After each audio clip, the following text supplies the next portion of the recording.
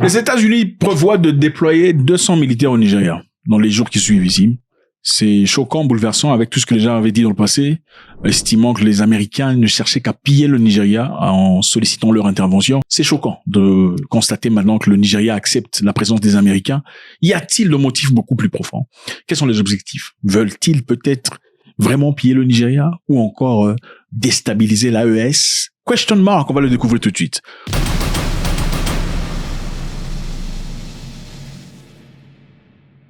Burkina Faso, interdiction formelle des partis politiques.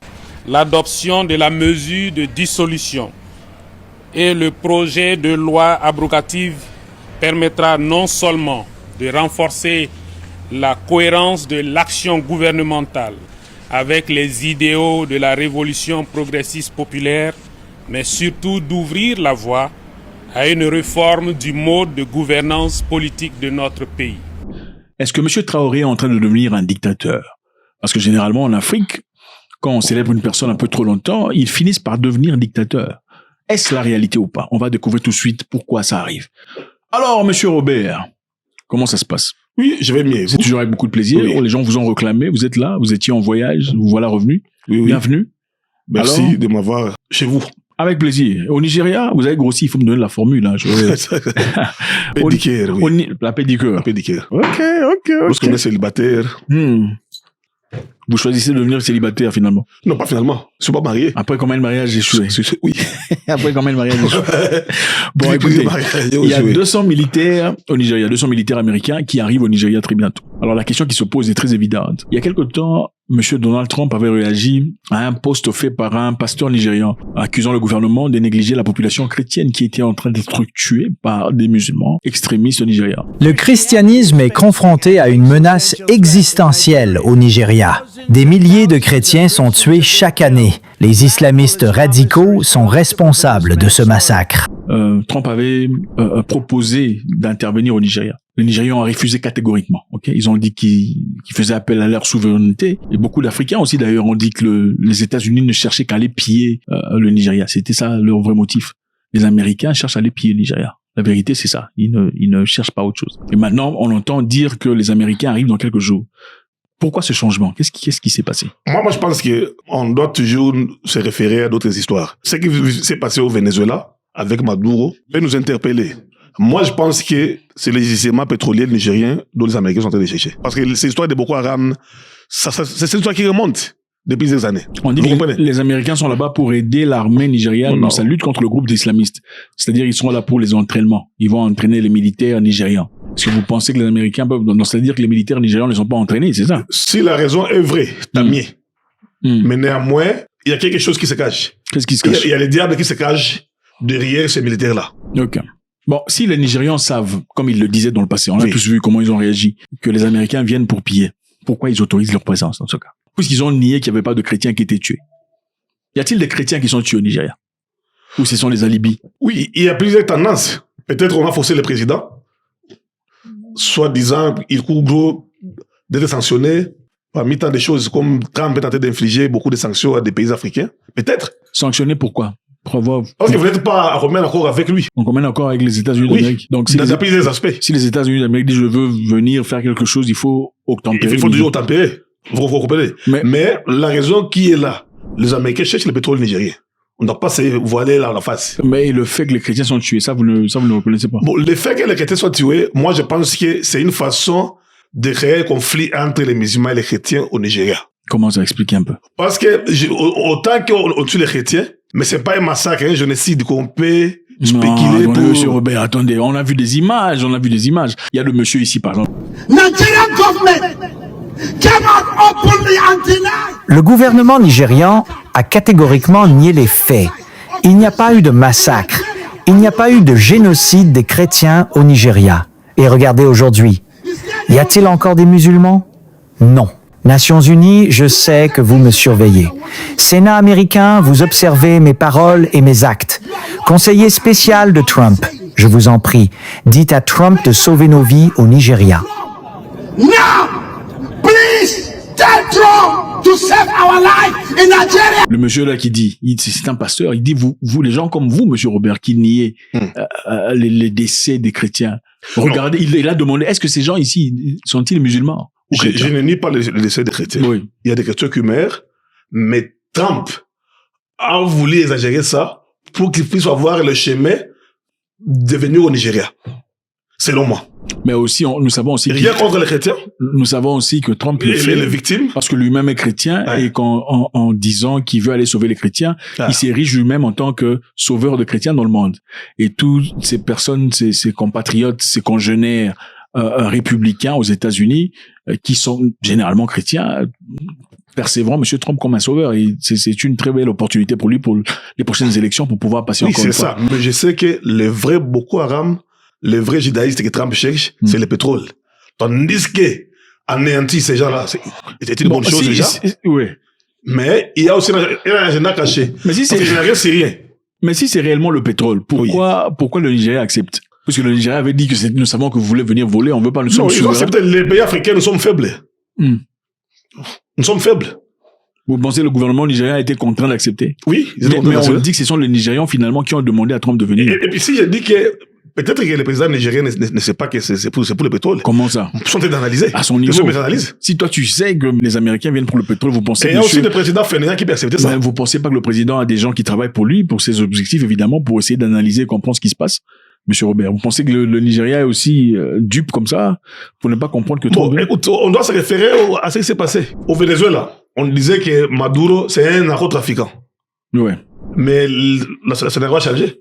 On ne parle plus On lui a mené Mani Militari aux États-Unis. Et aujourd'hui, il y a des compagnies américaines qui ont signé des contrats. Ouais. Pour explorer le pétrole. Pourtant, au départ, on parlait de drogue. Oui. On dirait que Maduro était contracteur de drogue. Suite à ce scénario. Donc, ce n'était pas question de drogue. D'avoir des pensées similaires à la compte du Nigeria. Donc, vous pensez que ce sont les alibis? C'est un pays qui est la possibilité africaine du pétrole avec l'Angola. Vous pensez que ce sont les alibis que M. Trump a pour l'habitude de présenter pour avoir une raison pour... Oui. Parce que Trump, c'est un businessman. Lui, il ne blague pas. Là où il y a ses intérêts, il fera coûte que coûte. Qu'est-ce que Trump peut gagner du Nigeria? Du pétrole.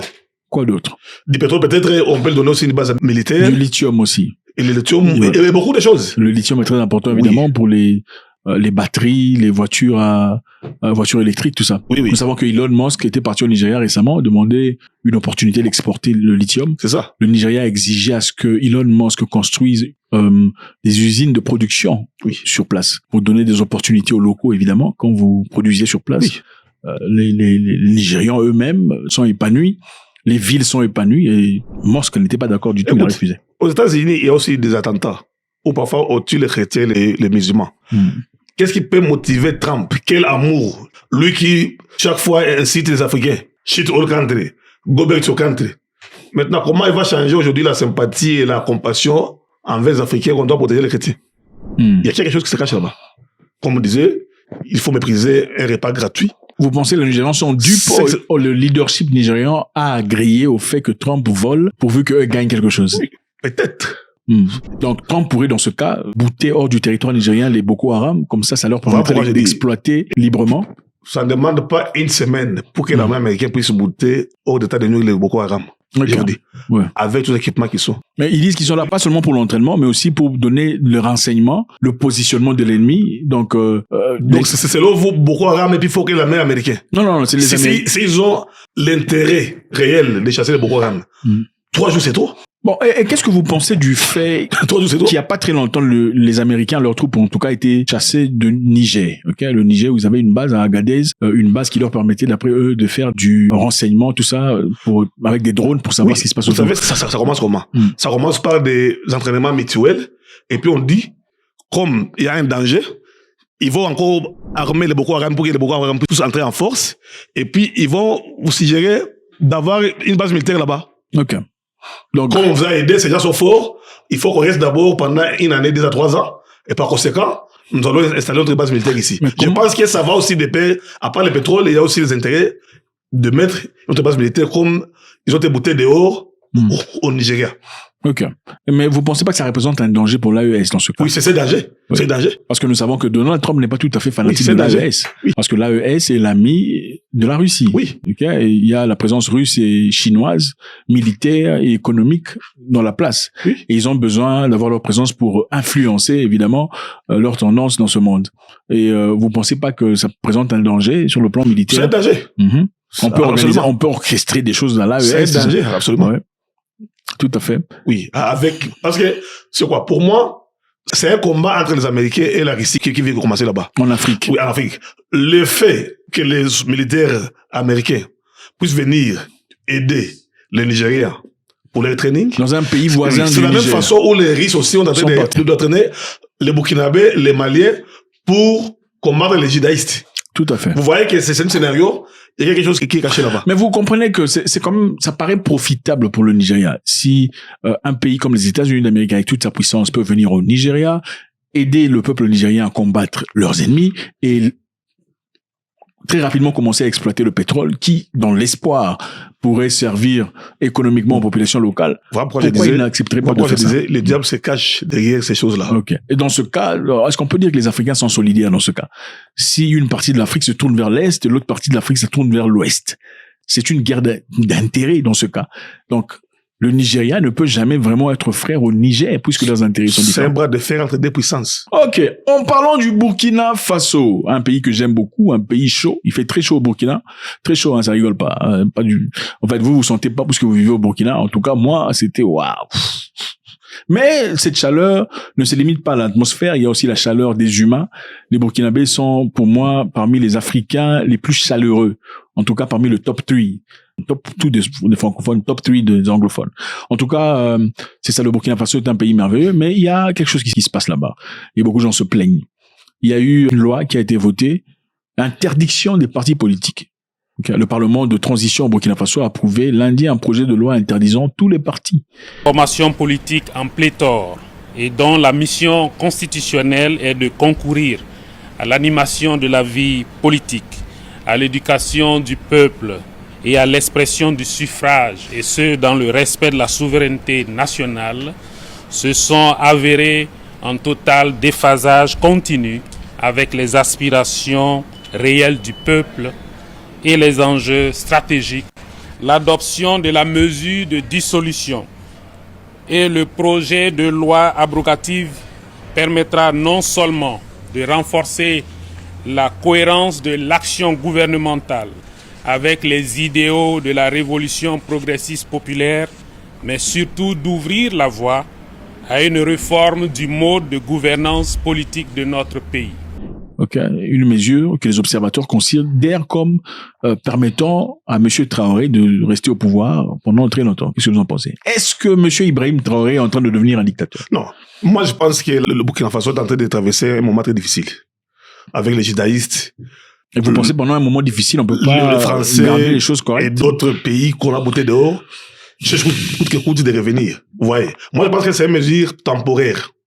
Pourquoi? Parce qu'il y a plusieurs partis politiques au Burkina Faso n'œuvraient pas au bien-être du gouvernement, des peuples burkinabés. Et comme quelqu'un disait, vaut mieux un dictateur qui peut construire qu'un démocrate qui peut détruire. Pour moi, si on appelle... Vous pensez que les partis politiques au Burkina Faso ne veulent pas le bien de Burkinabé? La plupart. Il y a beaucoup de ONG qui ont été boutées dehors. Oui. Parce que ces ONG-là travaillaient à connivence avec main noire pour déstabiliser le Burkina Faso. Donc, en d'autres termes, nous parlons encore ici d'hommes noirs qui profitent de l'argent extérieur dans l'objectif d'assujettir leur propre peuple. Moi, je pense qu'Ibrahim Traoré a une vision pour le Burkina Faso. Okay. Alors, il ne peut qu'aboutir à sa vision s'il devient dire. Okay. Parce qu'ils sont encore dans la transition. Ils sont dans la transition. Oui.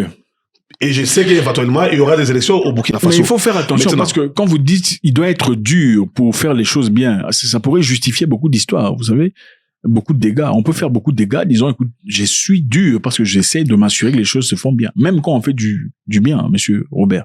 Vous pensez pas? Oui, mais je sais. Mais si le peuple ne veut pas ce que Traoré a fait pour abolir quelques partis politiques, je pense qu'on pourrait avoir des démonstrations dans la rue pour dire que non, trop c'est trop, c'est assez. Non, mais une démonstration contre qui? Traoré? Oui, contre le président. Vous pensez qu'on peut faire des démonstrations contre M. Traoré au Burkina Faso?